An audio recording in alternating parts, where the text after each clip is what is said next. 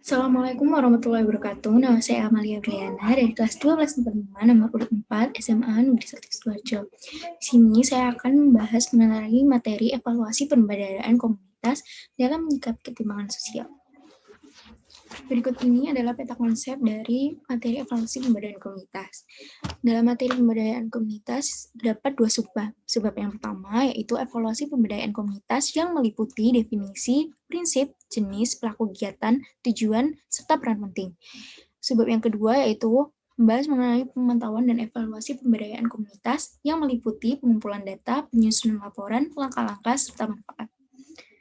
Yang pertama, kita akan membahas mengenai definisi. Definisi evaluasi itu sendiri terbagi menjadi dua. Yang pertama, yaitu menurut Hornby dan Parnell, evaluasi adalah tindakan pengambilan keputusan untuk menilai objek, keadaan, peristiwa, atau kegiatan tertentu yang diamati. Yang kedua, menurut Siverset dan Henderson, menyatakan bahwa evaluasi merupakan kegiatan yang sistematis untuk melakukan pengukuran dan penilaian terhadap suatu objek berdasarkan pedoman yang telah ada. Yang pertama, kita akan membahas mengenai prinsip evaluasi pemberdayaan komunitas. Yang pertama, yaitu harus berorientasi pada peningkatan mutu. Dalam evaluasi dan pemantauan kegiatan, harus mengedepankan peningkatan mutu anggota. Evaluasi dan pemantauan dilakukan sebagai bagian dari proses belajar yang harus dilakukan secara terus-menerus. Peningkatan mutu tidak hanya dinilai dari jumlah produksi dan pendapatan masyarakat, tapi juga pada aspek kesejahteraan, keselarasan, dan ketahanan sosial dalam kehidupan masyarakat. Yang kedua adalah partisipasi. Kegiatan evaluasi dan pemantauan pemberdayaan tidak terlepas dari peran serta berbagai pihak. Partisipasi masyarakat, pemerintah, LSM, dan perusahaan dapat mendorong hubungan kerjasama yang baik. Yang ketiga adalah transparansi atau akuntabilitas. Transparansi atau akuntabilitas merupakan suatu hal yang penting dalam proses evaluasi itu sendiri. Informasi dan data dipantau, tidak boleh ada yang ditutupi. Misalnya dalam hal transparansi data. Laporan keuangan hendaknya dapat dipertanggungjawabkan kebenarannya dan dilaksanakan secara berkala. Yang keempat yaitu akurasi informasi. Akurasi informasi berkaitan dengan kondisi pemantauan yang ada di lapangan. Evaluator hendaknya melakukan pengamatan dan mengolah data yang akurat pada saat evaluasi. Yang kelima ada tindak lanjut. Upaya tindak lanjut ini berkaitan dengan penerapan perbaikan dan pemecahan kendala dalam pelaksanaan program.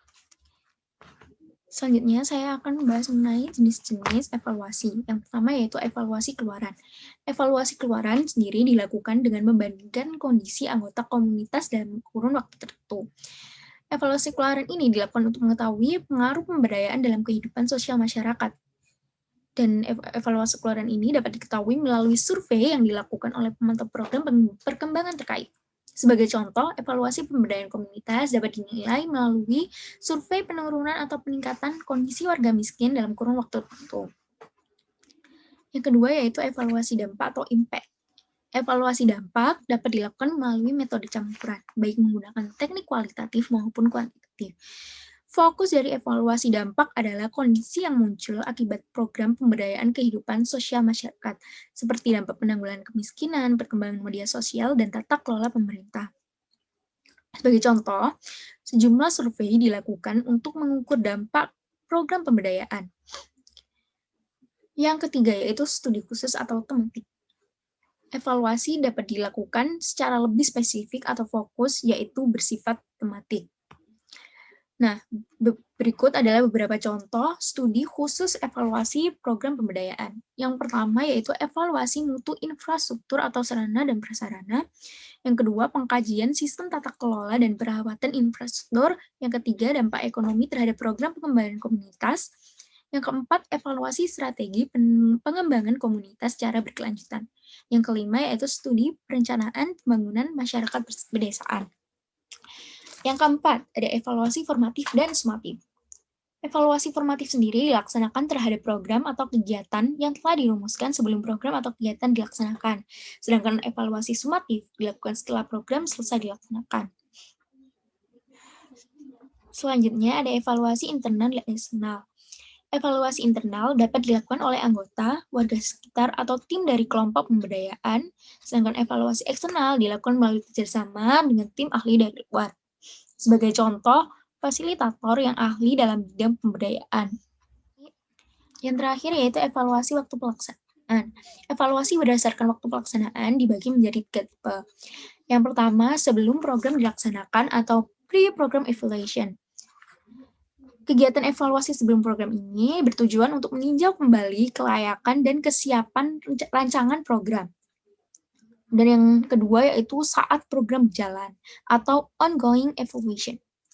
Kegiatan evaluasi pada saat pelaksanaan program perlu dilakukan untuk menilai dan mengetahui kesalahan atau kekurangan program pemberdayaan sedini mungkin sehingga tidak menimbulkan masalah di kemudian hari. Yang ketiga yaitu setelah program berakhir atau ex post evaluation. Kegiatan evaluasi setelah pelaksanaan program perlu dilakukan sebagai bentuk penilaian akhir dan pertanggungjawaban pelaksanaan program pemberdayaan. Selanjutnya yaitu pelaku kegiatan. Yang pertama yaitu pemerintah. Pemerintah bertanggung jawab memastikan suatu program berjalan dengan baik atau tidak. Pemantauan oleh pemerintah dapat dilakukan dari tingkat nasional, daerah, kabupaten atau kota, kecamatan, desa, atau kelurahan.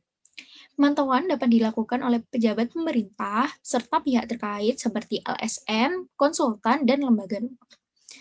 Yang kedua yaitu masyarakat setempat. Nah, masyarakat setempat ini juga bisa berpartisipasi dalam pemantauan pemberdayaan komunitas setempat. Agar berjalan efektif, kegiatan pemantauan pemberdayaan komunitas dapat dilakukan seperti kegiatan berikut ini. Yang pertama yaitu mempermudah akses informasi antar anggota atau keterbukaan melalui berbagai media komunikasi.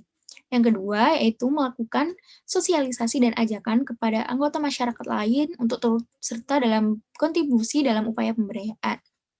Yang ketiga, yaitu melakukan pelaporan terkait pengelolaan program dan anggaran pemberdayaan melalui rapat terbuka.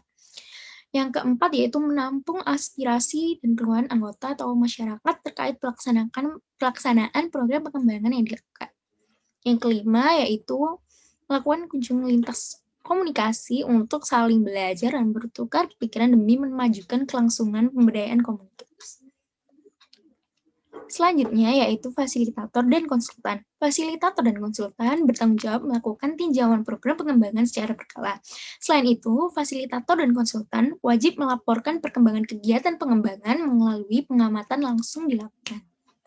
Yang terakhir yaitu lembaga swadaya masyarakat atau yang disingkat menjadi LSM. LSM sendiri merupakan lembaga non-pemerintah yang bersifat independen terhadap pelaksanaan program atau upaya pemberdayaan. Dalam hal ini, LSM berperan dalam melakukan pemantauan tanpa mengedepankan pihak tertentu. LSM juga dapat berperan untuk mengawasi bahwa kelompok marginal, warga miskin, dan kelompok masyarakat tertentu dapat turut serta dalam kegiatan pemberdayaan komunitas. Nah, yang terakhir yaitu tujuan dan peran penting. Tujuan dan peran penting dari evaluasi pemberdayaan komunitas, yang pertama yaitu menjaga konsistensi kinerja pelaksanaan komunitas, yang kedua menelaah ketercapaian target pemberdayaan, memberikan masukan dan solusi dalam memperbaiki permasalahan proses pemberdayaan, yang keempat yaitu sebagai sarana dan media pelaporan program kerja, dan sebagai media pengembangan pelaksanaan pemberdayaan. Nah, kita sudah selesai membahas subbab yang pertama. Selanjutnya kita akan beralih ke subbab yang kedua, yaitu pemantauan dan evaluasi pemberdayaan komunitas. Di sini kita akan membahas tentang pengumpulan data, penyusunan laporan, langkah-langkah serta manfaat dari evaluasi pemberdayaan komunitas. Pertama-tama kita akan membahas langkah-langkah. Untuk langkah yang pertama yaitu persiapan. Dalam hal persiapan ada beberapa hal yang harus diperhatikan seperti penyusunan rencana kegiatan evaluasi, penyusunan instrumen evaluasi, validasi instrumen evaluasi, penentuan jumlah sampel yang diperlukan, serta penyamaan persepsi antar evaluator. Nah, beberapa hal yang perlu disamakan yaitu tujuan program, tujuan evaluasi, kriteria keberhasilan program, wilayah generalisasi, teknik sampling, dan jadwal kegiatan. Yang kedua yaitu pelaksanaan. Pelaksanaan pemantauan dan evaluasi program merupakan proses pengumpulan data atau informasi yang dilakukan untuk menilai suatu kegiatan atau program. Alat pengumpul data yang dapat digunakan yaitu melalui tes, observasi, wawancara, angket, dan analisis dokumen. Langkah ketiga yaitu analisis. Tahapan analisis dilakukan setelah data atau sumber informasi terkumpul. Analisis pelaksanaan evaluasi dilakukan untuk mengetahui kesesuaian pelaksanaan dengan rencana program. Tahapan ini terkait dengan proses pengambilan kesimpulan. Selain itu, tahapan ini dapat berisi saran atau masukan upaya perbaikan yang harus dilakukan setelah evaluasi dilaksanakan.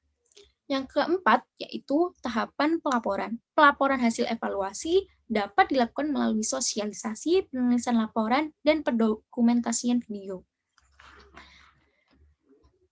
Selanjutnya, kita akan membahas mengenai pengumpulan data.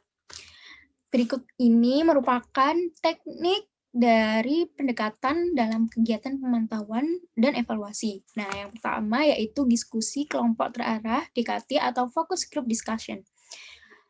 Diskusi kelompok terarah berbeda dengan diskusi pada umumnya, seperti musyawarah atau rumah keluarga. DKT atau FGD adalah media bagi kelompok orang untuk mendiskusikan suatu topik atau permasalahan secara mendalam. DKT atau FGD merupakan metode penelitian untuk menggali persepsi, pendapat, atau tanggapan sekelompok orang terhadap topik yang akan dibahas tanpa mengambil kesepakatan.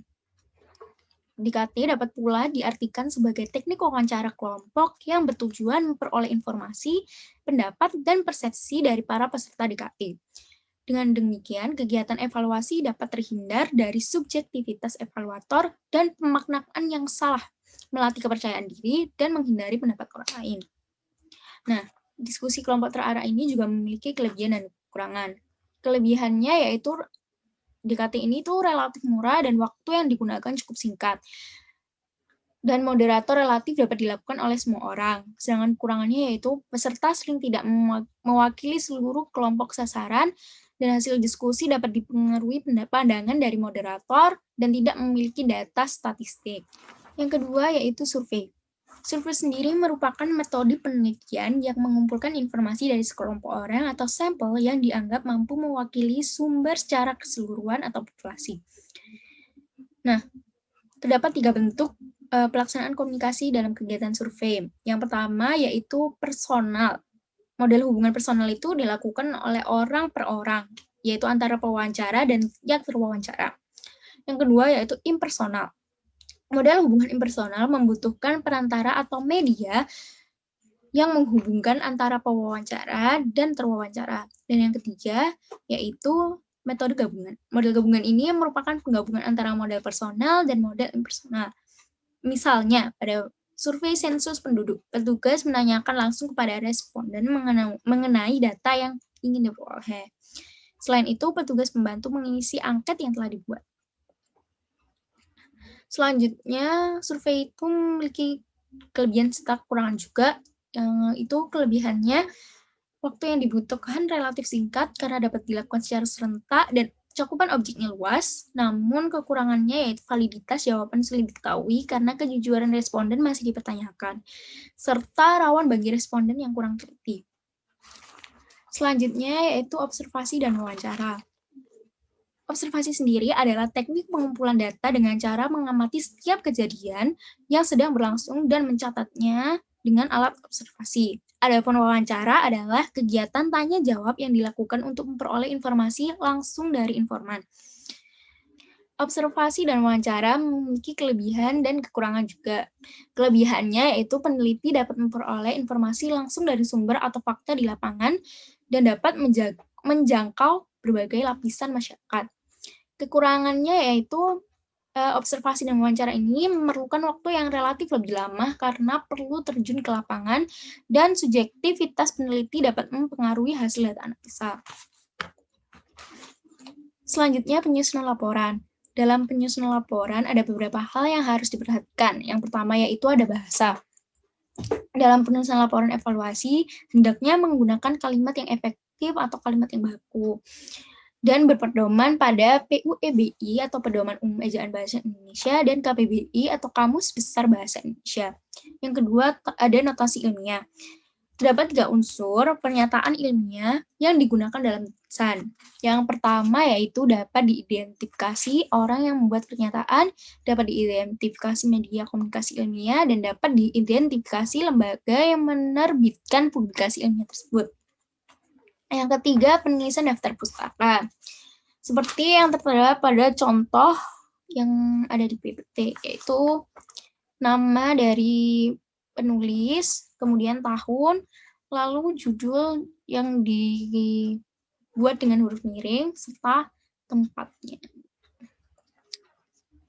Yang terakhir ada tata letak penulisan. Nah, tata letak penulisan laporan yang sering digunakan itu sebagai acuan yang pertama yaitu menggunakan kertas kuarto atau kertas A4 dengan berat 70 gram. Standar margin atau jarak tepi yang sering digunakan yaitu 333, namun ada juga yang menuliskan 4343 dengan jarak penulisan adalah 1,5 spasi. Dan yang terakhir, penulisan tabel dan gambar harus ada nama, nomor, dan nomor. Nah, yang terakhir yaitu ada manfaat. Manfaat dari evaluasi pemberdayaan komunitas itu dibagi menjadi 3. Ya, yang pertama, manfaat evaluasi bagi kegiatan pemberdayaan itu sendiri. Yang pertama yaitu mengetahui kesesuaian pelaksanaan kegiatan pemberdayaan, mengetahui permasalahan yang muncul berkaitan dengan tujuan yang diinginkan, dan mengukur efektivitas dan efisiensi sistem kerja serta metode pemberdayaan yang telah dilaksanakan. Yang kedua, bagi aparat pemerintah atau fasilitator. Yang pertama yaitu mengembangkan karir, mendorong sikap tekun dan tanggung jawab, memberikan kepuasan psikologis yang mampu mendorong aktivitas pemberdayaan pada masa mendatang. Yang terakhir yaitu bagi pelaksanaan evaluasi, yaitu menanamkan kebiasaan bekerja sistematis sesuai prosedur dan pedoman yang telah ditetapkan, mengembangkan kebiasaan berpendapat berdasarkan data dan fakta, dan memperoleh peningkatan pengetahuan dan keterbukaan. Nah, itu tadi penjelasan dari saya mengenai materi evaluasi pemberdayaan komunitas. Mohon maaf apabila ada kesalahan dan kekurangan. Wassalamualaikum warahmatullahi wabarakatuh.